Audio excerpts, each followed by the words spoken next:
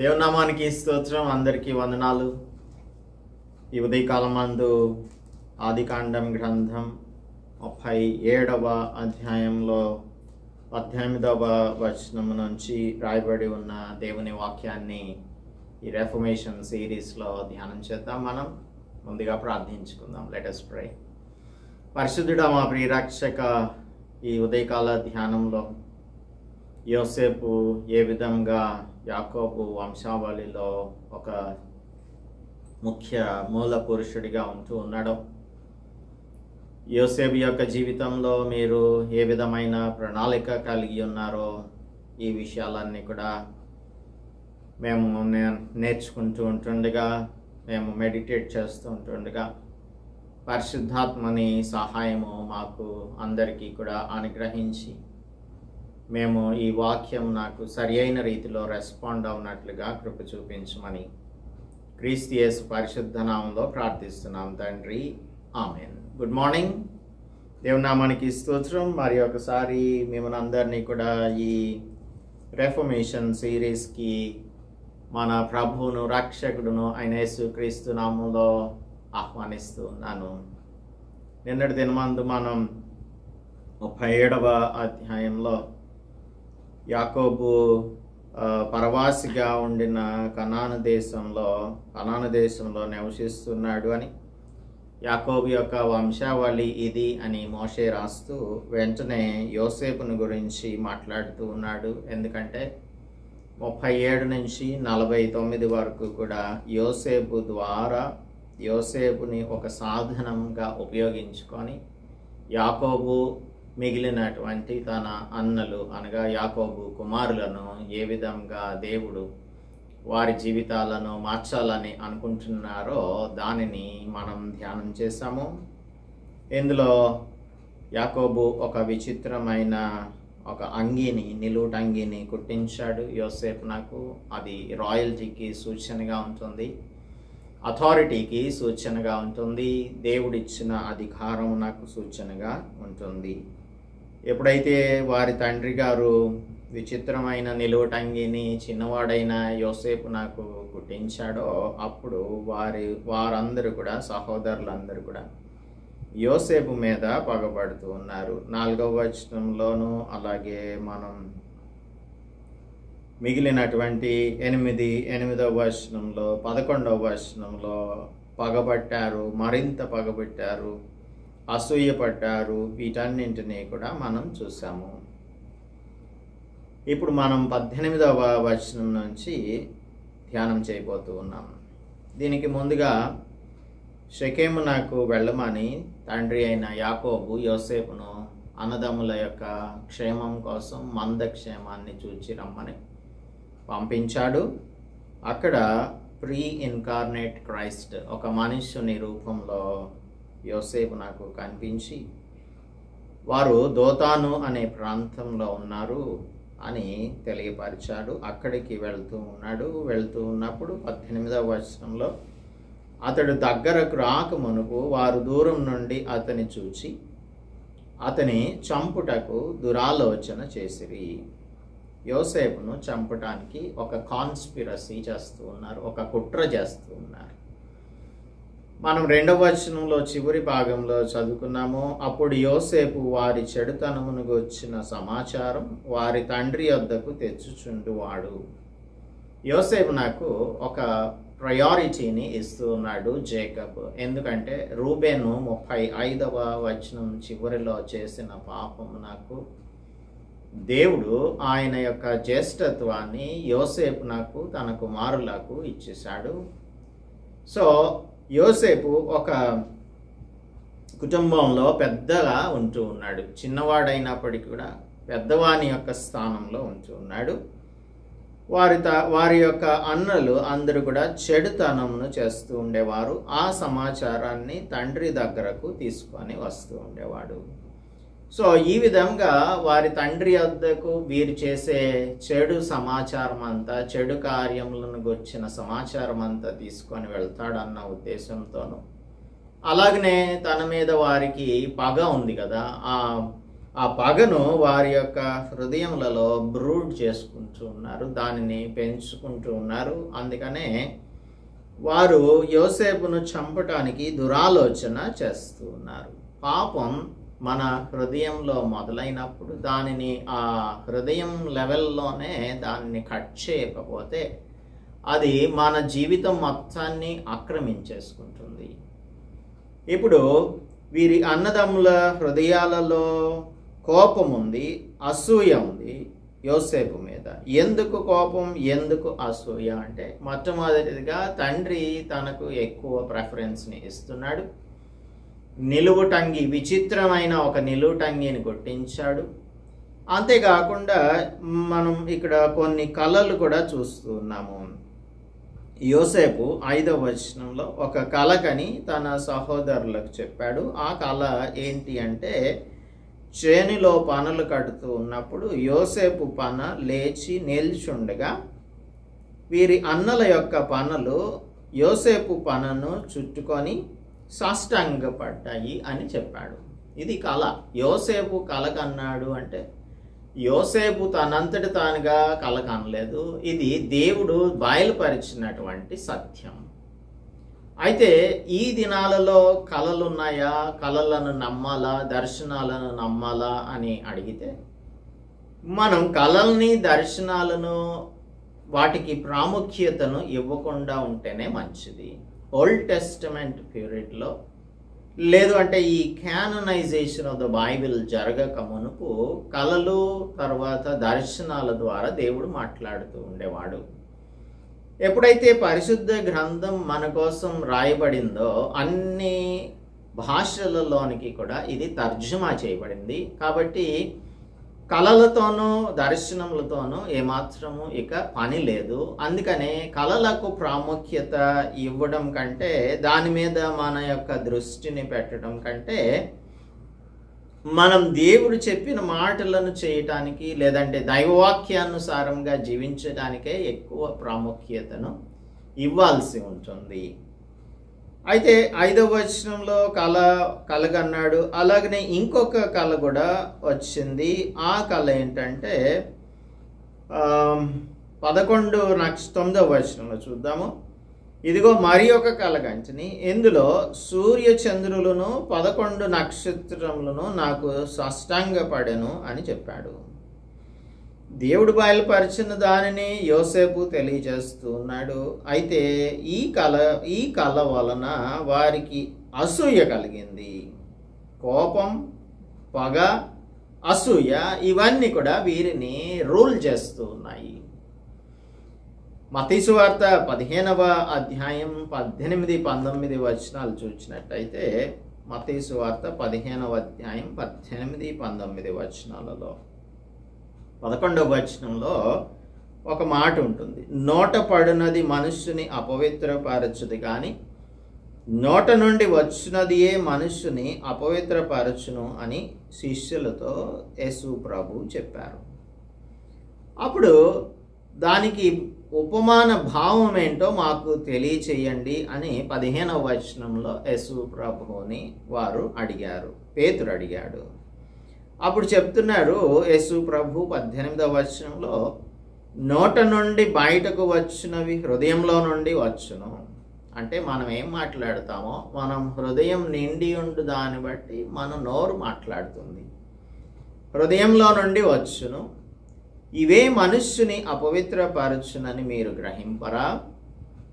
దురాలోచనలు, ఇక్కడ మనం ఏం చదువుకున్నాం, వారు అతన్ని చంపుటకు దురాలోచన చేసిరి అని చదువుకున్నాం కదా. ఇక్కడ యేసు ప్రభు చెప్తున్నారు, దురాలోచనలు, నరహత్యలు, వ్యభిచారములు, వేశ్యాగమనములు, దొంగతనములు, అబద్ధ సాక్ష్యములు, దేవదూషణలు హృదయంలో నుండియే వచ్చును, ఇవే మనుష్యుని అపవిత్రపరచును అని చెప్పారు. సో ఒక లిస్ట్ చెప్తూ ఉన్నారు, దురాలోచనలు, నరహత్యలు.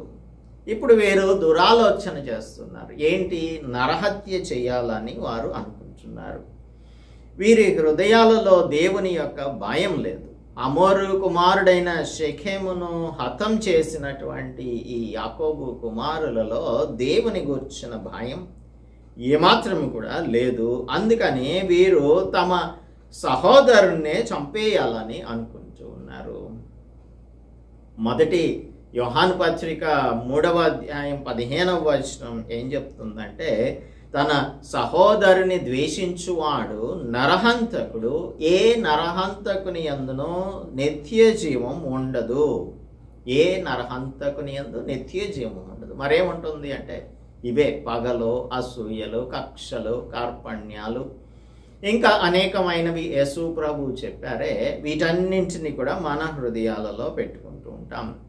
ఇప్పుడు ఒక రక్షింపబడిన వ్యక్తికి, రక్షింపబడని వ్యక్తికి వ్యత్యాసం ఏంటంటే, the heart that is changed by the lord. హృదయం మార్పు చెందినప్పుడు ఆ మార్పుకు సంబంధించిన జీవితాన్ని మనం జీవిస్తాం. అంటే యేసు ప్రభు యొక్క లక్షణాలు మన జీవితంలోనికి వస్తాయి. ఆయనకు అంటుగట్టబడి ఉన్నప్పుడు ఆయన గుణగణాలన్నింటినీ కూడా మనం నేర్చుకుంటాం. అవి ఎలా నేర్చుకుంటాం? దైవవాక్యం మనకు చెప్పిన రీతిగా మనం నేర్చుకుంటాం. దైవభక్తి లేని వారికి పరిశుద్ధత గురించి చెప్పినా, లేదు అంటే ఈ యథార్థత గురించి చెప్పినా, ఇతరులకు హాని చేయకూడదని చెప్పినా, ఇతరులని ద్వేషిస్తే నరహంతకులు అవుతారని చెప్పినా, నరహంతకులు ఎవ్వరు కూడా నిత్య జీవానికి వారసులు కారు అని చెప్పినా, చెవిటోడి చెవిలో శంఖం ఊదినట్టుగా ఉంటుంది, కానీ వారికి ఏమీ అర్థం కాదు. ఎఫెసీయులకు రాసిన పత్రికలో 4వ అధ్యాయం 31వ వచనంలో చెప్తూ ఉన్నారు apostle Paul, Ephesians chapter 4 verse 31 and 32. సమస్తమైన ద్వేషము, కోపము, క్రోధము, అల్లరి, దూషణ, సకలమైన దుష్టత్వము మీరు విసర్జించుడి.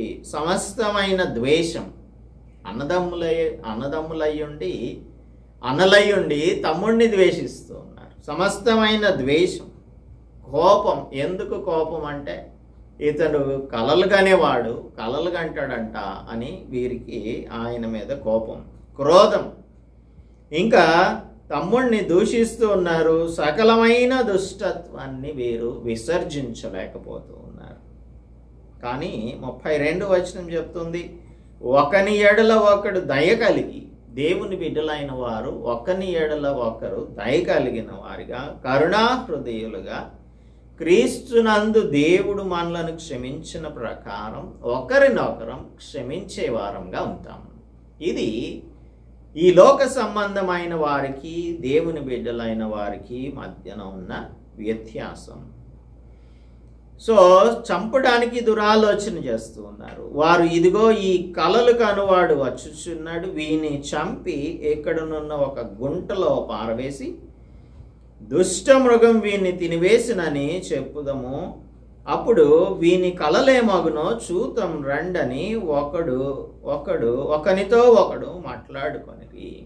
ఇప్పుడు వీళ్ళందరూ ఒకటైపోయారు, ఒక జట్టు అయిపోయారు. అన్నలందరూ ఒక జట్టు అయిపోయారు. Look, the dreamer is coming. ఈ కలలు కనేవాడు వస్తున్నాడు చూడండి రా అని ఎగతాళి చేస్తున్నాడు.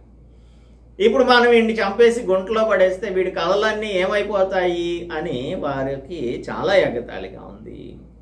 ఈ కళలు తనంతటి తాను తెచ్చుకున్నది కాదు, దేవుడు బయలుపరిచినటువంటి ఆయన యొక్క రెవల్యూషన్ ఇది. ఆయన యొక్క రెవల్యూషన్ని వీరు అపహాస్యం చేస్తున్నారు. దేవుని యొక్క మాటలను, దేవుని యొక్క చిత్తాన్ని వ్యతిరేకించే వారిగా ఉన్నారు. They were opposing the revolution of God. ఇంకా ఏమంటున్నారు? వైల్డ్ బీస్ట్ తినేసిందని చెప్దాం, దుష్ట మృగం తినేసిందని చెప్దాము అని అనుకుంటున్నారు. మనం 7వ వచనంలో 9వ వచనంలో చూసినట్టుగా కలలు కన్నాడు. ఒక కళ ఏమో పనులకు వచ్చిన కళ, రెండవ కళ సూర్య చంద్రుడు నక్షత్రాలు సాష్టాంగపడ్డాయి అనే కళ. ఇప్పుడు భవిష్యత్తును గురించినటువంటి సంగతులు అన్నీ కూడా దేవుడు అన్ని విపులంగా యోసేపు నాకు తెలియపరచలేదు. మన జీవితంలో కళల మీద మనం దృష్టి నిలిపేటువంటి వారంగా ఉంటే, even Joseph was not thinking about fulfilling his dreams. కళ వచ్చింది, ఈ కళను ఇది కళ అని వాళ్ళ అన్నలకు చెప్పాడు, తర్వాత తల్లిదండ్రులకు చెప్పాడు. అయితే జేకబ్ చూడండి, ఆ కళను ఎప్పుడైతే తెలియజేశారో 11వ వచనంలో అయితే అతని తండ్రి ఆ మాట జ్ఞాపకం ఉంచుకున్నాడు. ఎందుకు జ్ఞాపకం ఉంచుకున్నాడు అంటే, ఏమో దీని సంగతి ఏమవుతుందో చూద్దాము అని అనుకున్నాడు. ఎగతాళి చేయలేదు, అన్నలు ఎగతాళి చేసినట్టు. ఫర్ ఎగ్జాంపుల్, మనం కూడా కళల్ని కందాం, కళల్ని నమ్ముకుందాం అని అనుకుంటే కళల మీద మన యొక్క జీవితాన్ని, మన దృష్టిని సారించేటువంటి వారంగా ఉంటే అది అత్యంత ప్రమాదకరమైన విషయం. ఎందుకంటే ఆ కళల్లో వచ్చిన దానికి ఒక అర్థం అంటూ ఏది ఉండదు. ప్రసంగి గ్రంథం 5వ అధ్యాయంలో సొలొమన్ ఏం చెప్తున్నాడంటే, 5వ అధ్యాయం 3వ వచనంలో, విస్తారమైన పనిపాట్ల వలన స్వప్నం పుట్టును అని అంటున్నాడు. విస్తారమైన పనిపాట్ల వలన స్వప్నం పుడుతుంది. We are not talking about Joseph's dreams, but dreams in general.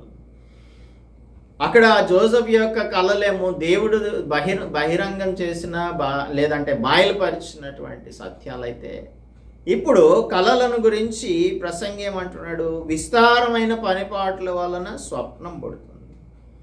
ఇంకా 7వ వచనంలో, అధికమైన స్వప్నములను మాటలను నిష్ప్రయోజనములు. అధికమైన స్వప్నములు, అధికమైన మాటలు, నిష్ప్రయోజనములు. నీ మట్టుకు నీవు దేవుని యందు భయభక్తులు కలిగి ఉండము అంటున్నాడు. నీ మట్టుకు నీవు దేవుని యందు భయభక్తులు కలిగి ఉంటే సరిపోతుంది, కళలు అవసరం లేదు అని చెప్తూ ఉన్నాడు. ఎందుకంటే కళలు వచ్చినప్పుడు మన దృష్టి మారిపోతుంది, మన దృక్పథాలు మారిపోతూ ఉంటాయి. తర్వాత మన కళలను నెరవేర్చుకోవడానికి దేవుణ్ణి ఒక సాధనంగా వాడుకునే వారంగా ఉంటాం. ఇప్పుడు చాలాసార్లు మనం ఈ లోకంలో కొందరు చెప్తున్నారు, ఐ హ్యావ్ ఏ డ్రీమ్ అని చెప్తారు. నాకు జీవితంలో ఒక కళ ఉంది, ఆ కళను సాకారం చేసుకోవాలని నేను అనుకుంటున్నాను, ఈ కళ సాకారం అయ్యే దినం వస్తుందని నేను చూస్తున్నాను అని అనుకుంటారు. ఈ కళలను మరి ఫుల్ఫిల్ చేసుకోవడానికి దేవుణ్ణి మనం ఒక సాధనంగా ఉపయోగించుకోవడానికి ప్రయత్నం చేస్తాం. అంటే దేవుడు మనం చెప్పినట్టుగా చేయాలనేది మన యొక్క దృక్పథంగా మారిపోతుంది. మన జీవిత కథలో దేవుణ్ణి ఒక కీలుబొమ్మలాగా ఉపయోగించుకుంటాం, ఒక నటునిలాగా భావిస్తాం, నటునిలాగా చేస్తుంటాం. కానీ దేవుని యొక్క ప్రణాళికలో మన పాత్ర పోషించేటువంటి వారంగా మనం ఉండాలి. కానీ మన కళల ప్రపంచంలో దేవుడు ఒక నటునిగా వచ్చి మనం చెప్పిన మాటలను వేషధారణలో చూపించడం, వేషం వేసి చూపించడం అనేది కరెక్ట్ కాదు. అందుకే కళల విషయంలో చాలా జాగ్రత్తగా ఉండాలి. ఆఫ్ కోర్స్ ఓల్డ్ టెస్టమెంట్ టైంలో మరి ఒక పద్ధతి లేదు, అందుకని దేవుడు అనేక రీతులలో మాట్లాడుతూ ఉండేవాడు. యోబు గ్రంథంలో చదువుకుంటాం, దేవుడు అనేకమైన రీతులలో మనతో మాట్లాడుతాడు అని. సో అలాగని చెప్పి కళలు లేవు అని అనటానికి లేదు. కానీ ప్రసంగి, you have to be very particular about this. నీ మట్టుకు నీవు దేవుని యందు భయభక్తులు కలిగి ఉండు అంటే దాని అర్థం ఏంటంటే, కళల సంగతి పక్కన పెట్టే బాబు, నీ మట్టుకు నీవు దేవుని యందు భయభక్తులు కలిగి ఉంటే కళలు రాకపోయినా పర్వాలేదు. మనకి కళలు వస్తేనే దేవుడు మాట్లాడుతున్నట్ల చాలామంది దీనికి ఎక్కువ ప్రాముఖ్యతను ఇవ్వటం వలన అనేక మంది నాకు కళలు వచ్చాయని, దర్శనాలు వస్తాయి అని, దేవుడు నాతో ప్రత్యక్షంగా మాట్లాడతాడు అని వారు భ్రమలలో జీవిస్తూ ఆ భ్రమపడుతున్నటువంటి విషయాలను మనకి కూడా వాటిని బోధిస్తూ ఉంటారు. మనం కూడా వాళ్ళ దగ్గరికి గొర్రెల్లాగా వెళ్తూ ఉంటాం. అలాగ గొర్రెల్లాగా వెళ్ళినప్పుడు వాళ్ళు ఏం చెప్తే మనం అది నమ్ముతూ ఉంటాం. మనుషులను కళలను నమ్మటం కాదు, కానీ దేవుని యందు భయభక్తులు కలిగి ఉండాలి అని చెప్తున్నాడు సొలొమన్. అందుకే ఈ ప్రసంగి గ్రంథంలో. సరే, జోసెఫ్కి 2 కళలు వచ్చాయి. జోసెఫ్కి వచ్చిన ఈ 2 కళల్లో తన జీవితంలో జరగబోయే విషయాలన్నీ కూడా దేవుడు చెప్పేశాడా? చెప్పలేదు. జోసెఫ్కి తన జీవితంలో జరిగే ప్రతి సన్నివేశాన్ని మక్కి దేవుడు తెలియపరచలేదు. ఇంకా మనం మనం ఇక్కడ చూసినట్టయితే 20 షెకెల్స్కి అనగా 20 షెకెల్స్కి తనను అమ్మేస్తారు మిద్యానీయులకు అని చెప్పి 20 తులముల వెండికి అతనిని అమ్మి వేస్తారన్న సంగతిని దేవుడు ముందుగా చెప్పాడా? అమ్మేసిన తర్వాత వారు తీసుకెళ్ళి పొతీఫరుకు అమ్మేస్తారు అన్న సంగతిని కళ ద్వారా యోసేపు నాకు తెలియచేశాడా? ఆ తర్వాత తన యజమానిని భార్యను చెరపుటకు ప్రయత్నం చేశాడన్న నింద తన మీదకు వస్తుందని దేవుడు ముందుగా తెలియజేశాడా? తర్వాత నీవు చెరసాలలో ఉండాల్సి వస్తుంది అని దేవుడు చెప్పాడా? చెరసాలలో నీవు మరువబడతావు అని చెప్పి దేవుడు తెలియపరిచాడా? లేదు కదా. ఆ తర్వాత నీవు ఈజిప్ట్లో నంబర్ 2 పొజిషన్లోనికి రాజుగారి తర్వాత నీవే రాజు అవుతావు అని దేవుడు ముందుగా తెలియపరిచాడా? కరువు నుండి ఆ ప్రాంతం అంతటిని ఇజ్రాయేలీలు అనగా తన తల్లిదండ్రులను అలాగనే అన్నదమ్ములను అందరినీ కూడా నీవు కాపాడుతావు అని ముందుగా దేవుడు చెప్పాడా? ఇదేది కూడా చెప్పలేదు. అందుకని ఏదో ఒక కళ వచ్చింది అనుకోండి, ఇది దేవుడే నాకు ఇచ్చాడు అని చెప్పేదానికన్నా దేవుడు నాకు కళలు ఇవ్వకుండా వాక్యం ద్వారానే మాట్లాడితే మంచిది అని మనం అనుకోవడం శ్రేయస్కరమైన విషయం. ఎందుకంటే దేవుడు అన్ని విషయాలు మనకి బుద్ధి కలగటానికి ఈ పరిశుద్ధ గ్రంథంలో రాయించి ఉంచాడు. సో వీరందరూ కూడా వీడిని యోసేపును గుంటలో పారేసి దుష్టమృగం తినేసింది అని చెప్దామని అనుకున్నారు. అప్పుడు వీని కలలేమోగునో చూద్దాం రండని ఒకడితో ఒకడు మాట్లాడుకున్నారు. అప్పుడు పాపం రూబేను ఏదో ఒక విధంగా తనను తప్పించాలన్న ఉద్దేశంతో ఆ మాట విని వారి చేతులలో పడకుండా అతన్ని ఎలా విడిపించాడు అంటే, రూబేను అతని తండ్రికి అతన్ని అప్పగించాలని అనుకొని వారి చేతుల్లో పడకుండా విడిపించదలచి కొంచెం స్మార్ట్గా మాట్లాడుతూ ఉన్నాడు. ఎందుకంటే ఇంట్లో పెద్దవాడిగా ఉన్నాడు. తన జ్యేష్ఠత్వాన్ని తీసి యోసేపు నాకు ఇచ్చేసినా కూడా పేరుకి మాత్రం జ్యేష్ఠుడిగానే ఉంటున్నాడు కదా. ఇప్పుడు తండ్రి అడుగుతాడు, యోసేపును నీ దగ్గరకు పంపించాను, మరి యోసేపు ఎక్కడికి వెళ్ళాడు అని రూబేన్నే అడుగుతాడు. అందుకనే అంటున్నాడు కొంచెం స్మార్ట్గా, రక్తం చిందించవద్దు, అతనికి హాని ఏమీయో చేయక అడవిలోనున్న ఈ గుంటలో అతన్ని పడద్రోయుడని వారితో చెప్పాను. యోసేపు తన సహోదరుల యొద్దకు వచ్చినప్పుడు వారు యోసేపు అంగీని అతడు తడుక్కొనిన ఆ విచిత్రపు నిలువుటంగీని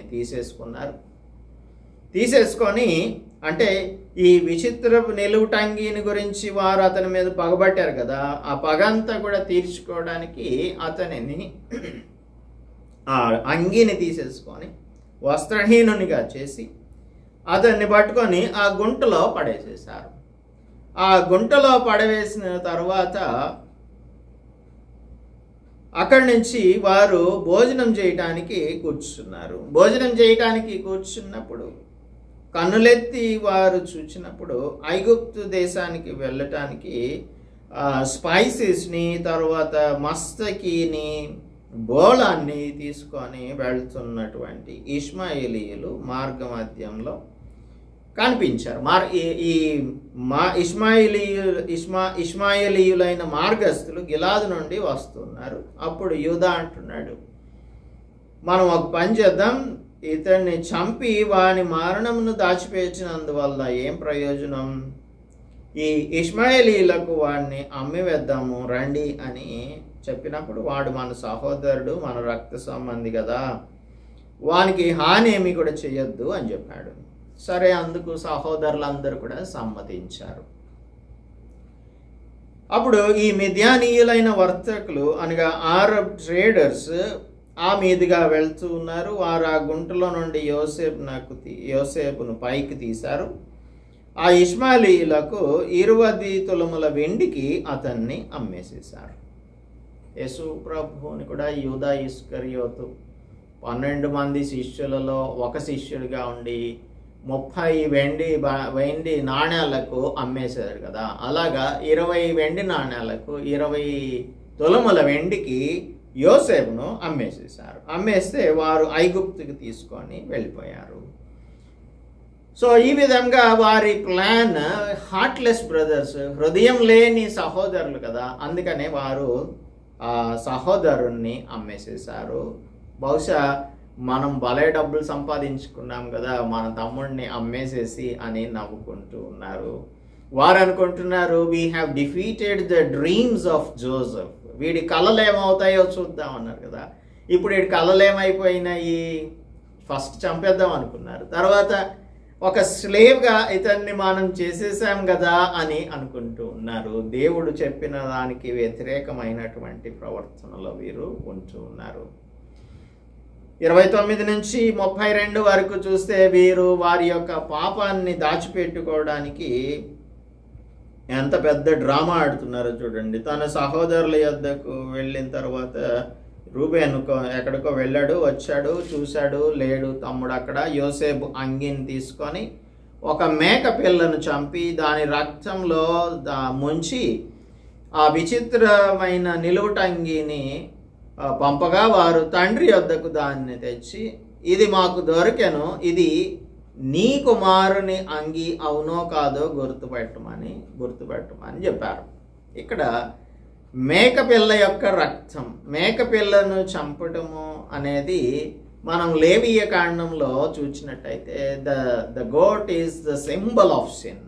లేవీయ కాండం 16వ అధ్యాయం 5వ వచనం, 7వ వచనం, 8వ వచనం నుంచి 10వ వచనం వరకు చూద్దాం. 5వ వచనంలో, మరియు అతడు ఇశ్రాయేలీల సమాజం నద్ద నుండి పాప పరిహారార్థ బలిగా 2 మేక పిల్లలను దహన బలిగా 1 పొట్టేలును తీసుకొని రావాలి. 7వ వచనం, ఆ 2 మేక పిల్లలను తీసుకొని వచ్చి ప్రత్యక్ష గుడారం యొక్క ద్వారం వద్ద యెహోవా సన్నిధిని ఉంచాలి. అప్పుడు యెహోవా పేరిట అహరోను 1 చీటీని, విడిచిపెట్టే మేక పేరిట 1 చీటీని, ఆ 2 మేకల మీద 2 చీట్లను వేయాలి. ఏ మేక మీద యెహోవా పేరిట చీటీ పడుతుందో ఆ మేకను అహరోను తీసుకొని వచ్చి పాప పరిహారార్థ బలిగా అర్పించాలి. సో ఏ మేక మీద విడిచిపెట్టుట అనే చీటీ పడుతుందో దాని వలన ప్రాయశ్చిత్తం కలుగునట్లు దానిని అరణ్యంలో విడిచిపెట్టుటకై యెహోవా సన్నిధిని దానిని ప్రాణంతోనే ఉంచాల్సి ఉంటుంది. సో మేకపిల్ల అనేది ఇక్కడ పాపానికి గుర్తుగా ఉంటుంది. దానిని చంపి వారు ఆ రక్తంలో ముంచారు. 20వ వచనం చూద్దాము. ఇదే 16వ అధ్యాయంలో, అతడు పరిశుద్ధ స్థలమునకు, ప్రత్యక్ష గుడారమునకు, బలిపీఠమునకు ప్రాయశ్చిత్తం చేసి చాలించిన తర్వాత ఆ సజీవమైన మేకను తన యొద్దకు తీసుకురావాలి. అప్పుడు ఆ సజీవమైన మేక తల మీద అహరోను 2 చేతులుంచి ఇశ్రాయేలీయుల పాపములన్నీ, అనగా వారి దోషములన్నీ, వారి అతిక్రమములన్నీ దాని మీద ఒప్పుకొని ఆ మేక తల మీద వాటిని మోపి తగిన మనుష్యుని చేత అరణ్యంలోనికి దాన్ని పంపాలి. ఆ మేక వారి దోషములన్నిటినీ ఎడారి దేశమునకు భరించిపోవును. అతడు ఆ అరణ్యంలో ఆ మేకను విడిచిపెట్టాల్సి ఉంటుంది అని ఈ మేకను గురించినటువంటి 2 మేకలను గురించి లేవీయ కాండం మనకు తెలియజేస్తుంది. మేక అంటే it is the symbol of sin. దానిని చంపి దాని రక్తంలో అంగీని ముంచారు. ఆ అంగీని ముంచి తన తండ్రి దగ్గరికి తీసుకెళ్ళి, ఇది నీ కుమారుడు అంటే, వీరు ఆయన కుమారులు కాదా అంటే, నీకు బాగా ఫేవరెట్ సన్ కదా అన్నట్లుగా. ఆ అంగీని చూసిన తర్వాత, ఇది నా కుమారునిదే, దుష్టమృగం వాణిని తినివేశాను అని వీళ్ళు చెప్పలేదు, జేకబ్ అనుకుంటున్నారు. ఎందుకంటే ఆ రోజుల్లో థ్రెట్ ఉంటే దుష్టమృగాల నుంచే థ్రెట్ ఉంటూ ఉండేది. యోసేపు నిశ్చయంగా చీల్చబడెను అనుకున్నాడు. యాకోబు తన బట్టలను చింపుకొని తన నడుమున గోనెపట్టు కట్టుకొని అనేక దినములు కుమారుని నిమిత్తం అంగలారుస్తుంటే వీళ్ళందరూ కూడా ప్రిటెండెడ్ కంఫర్ట్ని ఇవ్వడానికి ప్రయత్నం చేస్తున్నారు. వారికి తెలుసు ఏ విధంగా వారి యొక్క సహోదరుని ఇష్మాయేలీలకు అమ్మివేశారన్న సంగతి. అతని కుమారులందరూ, అతని కుమార్తెలందరూ అతనిని ఓదార్చుటకు ప్రయత్నం చేస్తున్నారు. దొంగ పని చేశారు, తమ్ముడిని అమ్మేశారు, డబ్బులు వచ్చాయి కదా, 20 వెండి నాణ్యాలు, 20 తులాల వెండి వచ్చింది అని అనుకుంటున్నారు. అనుకొని సంతోషించేటువంటి వారు దొంగ ప్రయత్నం చేస్తున్నారు, ఓదార్చడానికి దొంగ యత్నం చేస్తున్నారు. అయితే అతడు ఓదార్పు పొందనల్లక, నేను అంగలార్చుచు మృతుల లోకం నా కుమారుని వద్దకు వెళ్ళదునని చెప్పి అతని తండ్రి అతని కోసం ఏడుస్తూ ఉన్నాడు. అయితే 36వ వచనంలో, మిద్యానీయులు ఐగుప్తునకు అతన్ని తీసుకొని పోయి ఫరో యొక్క ఉద్యోగస్తుడు, రాజ సంరక్షక సేనాధిపతి అయిన పోతీఫరునకు అతనిని అమ్మివేశారు. ఈ విధంగా పోతీఫరు ఇంటికి చేర్చాడు దేవుడు యోసేపును. దేవుడు తన యొక్క ప్రణాళికను నెరవేర్చేటువంటి వాడు. యోసేపు ద్వారా ఈ కుటుంబం అంతటిని కూడా రక్షించాలని అనుకుంటూ ఉన్నాడు. వీరందరూ కూడా ఈ గుంటలో పడవేసినప్పుడు యోసేపును అక్కడ యోసేపు అరుస్తూ ఉన్నాడు, వేదన పడుతూ ఉన్నాడు. అయితే వీరు సుమారుగా 22 అడుగులు లేదంటే గజాల దూరంలో ఉన్నారు. ఆ గుంటలో పడిపోయినటువంటి యోసేపు అరుస్తూ ఉన్నాడు. ఈ వేదనంతటినీ కూడా గుర్తించటానికి అన్నలకు 22 సంవత్సరాలు పట్టింది. 42వ అధ్యాయం 21వ వచనం చూస్తే మనకి ఈ స్టోరీ అంతా బాగా తెలుసు. అప్పుడు వారు నిశ్చయంగా మన సహోదరుని ఎడల, ఇప్పుడు జ్ఞాపకం వస్తుంది వారు చేసిన పని, మన సహోదరుని ఎడల మనం చేసిన అపరాధమునకు శిక్ష పొందుచున్నాము. అతడు మనలను బతిమాలుకొనినప్పుడు మనం అతని వేదన చూచియు వినకపోతిమి, అందువలన ఈ వేదన మనకు వచ్చునని ఒకనితో ఒకడు మాట్లాడుకొనిరి. అప్పుడు రూబెన్ అంటున్నాడు, ఆ చిన్నవాని ఎడల పాపం చేయకూడని నేను మీతో చెప్పాను కదా, అయినా కూడా మీరు వినలేదు కనుక అతని రక్తాపరాధం మన మీద మోపబడుచున్నదని ఉత్తరం ఇచ్చాడు. So it took 22 years for the brothers to hear to the agony of the brother Joseph. యోసేపు యొక్క వేదనను అర్థం చేసుకోవడానికి ఇంత సమయం పట్టింది వారికి. అయితే దేవుడు అన్నీ కూడా తన యొక్క శోభనీటిలో అన్నిటినీ కూడా సమకూర్చి జరిగిస్తాడు అనేటువంటి దానిని మనం యోసేపు యొక్క జీవితం ద్వారా తెలుసుకుంటాము. ఆ తర్వాత ఏ విధంగా యోసేపు వీరిని అన్నదమ్ములైనటువంటి వారిని కరువు నుంచి రక్షించాడు, కాపాడాడు అనే సంగతి కూడా మనకి తెలుసు. సో మనం ఒకవేళ మన జీవితంలో యోసేపు లాగా కొన్ని కష్టాలు వచ్చినట్లయితే అప్పుడు మనం అర్థం చేసుకోవాలి ఏంటంటే, దేవుడు మన ఎడల సమస్తము సమకూర్చి మేలుకే చేస్తాడు అనే సంగతిని మనం అర్థం చేసుకుందాం. అయితే ఈ లోకంలో మనం ఉంటూ ఉన్నప్పుడు దేవుడు తన యొక్క ప్రణాళికను మన జీవితంలో నెరవేర్చడానికి, మన ఎడల తన యొక్క ప్లాన్స్ని ఇంప్లిమెంట్ చేయడానికి, ఏదైనా చేయడానికి అధికారం కలిగినటువంటి వాడు. ఒకవేళ these brothers were used as instruments so that the life of Joseph be shaped into something, ఒక ప్రత్యేకమైన రీతిలో ఉన్నతమైన స్థితిలోనికి యోసేపు ఎదగటానికి అన్నదమ్ములను ఆయుధాలుగా లేదంటే సాధనాలుగా దేవుడు వినియోగించుకుంటున్నాడు అనే సంగతిని మనం పాజిటివ్గా అర్థం చేసుకోవాలి. క్షమించే వారంగా ఉండాలి. ఎఫెసీయులకు రాసిన పత్రికలో లాగా మనం కరుణాహృదయులంగా, దయగలిగిన వారంగా దేవుడు క్షమించినట్లు ఒకరినొకరు క్షమించుకోవాలి. యోసేపు అదే చేస్తున్నాడు. తర్వాతి అధ్యాయాలలో మనం చదువుకుంటాం.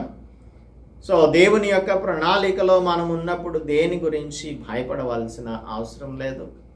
దేవుడు మనలను అన్ని విషయాలలోనూ మనకన్నీ కూడా సమకూర్చి తాను మేలుకై చేసేటువంటి దేవుడు అన్న విషయాన్ని మనం అర్థం చేసుకున్నప్పుడు దేవుని ఎడల విశ్వాసంతో మనం జీవిస్తాం. ఆ విధంగా జీవించుటకు దేవుడు మనందరికీ కూడా సహాయం చేయునుగాక. Let us pray. పరిశుద్ధుడా, మా రక్షక, మా ప్రభువా, యోసేపు యొక్క అన్నలు వీడిని చంపి మనము గుంటలో పడివేద్దాము, వీని కలలేమవుతాయి అని అనుకుంటూ ఉన్నారు. అయితే మీ యొక్క ఉద్దేశ ప్రకారంగా వచ్చినటువంటి ఆ కళల యొక్క నెరవేర్పు జీవితంలో, యోసేపు జీవితంలో మేము ముందు అధ్యాయాలలో చూడబోతూ ఉన్నాము. తండ్రి, ఒకరిని నీవు ఎందుకు ఏర్పాటు చేసుకుంటావు అనేది ది ఎలక్షన్ డాక్ట్రిన్ని మేము ఎన్నడూ కూడా ప్రశ్నించేటువంటి వారముగా ఉండకుండా, మీరు ఏ విధంగా మమ్మలను జీవించాలని ఆశిస్తున్నారో ఆ విధంగా దైవవాక్యానుసారంగా జీవించుటకు మా ప్రియులందరికీ మాకును సహాయము అనుగ్రహించమని, ప్రస్తుత కాలమందు మాకున్నటువంటి సమస్యలను మేము చూచి భయపడక, దేవుడే వీటన్నింటినీ కూడా మా మేలు కోసం సమకూర్చి సమస్తము జరిగిస్తారు అని విశ్వసించుటకు మాకు సహాయం దయచేయమని క్రీస్తు యేసు పరిశుద్ధ నామములో ప్రార్థిస్తున్నాము తండ్రి, ఆమేన్. దేవుని నామానికి స్తోత్రం. అందరికీ కూడా వందనాలు. దేవుని యొక్క కృపలో ఆయన తన యొక్క ప్రావిడెన్స్లో అన్ని విషయాలు మన జీవితంలో జరిగిస్తాడని నమ్ముదాం. అందుకు దేవుడు మనకు సహాయం చేయను గాక.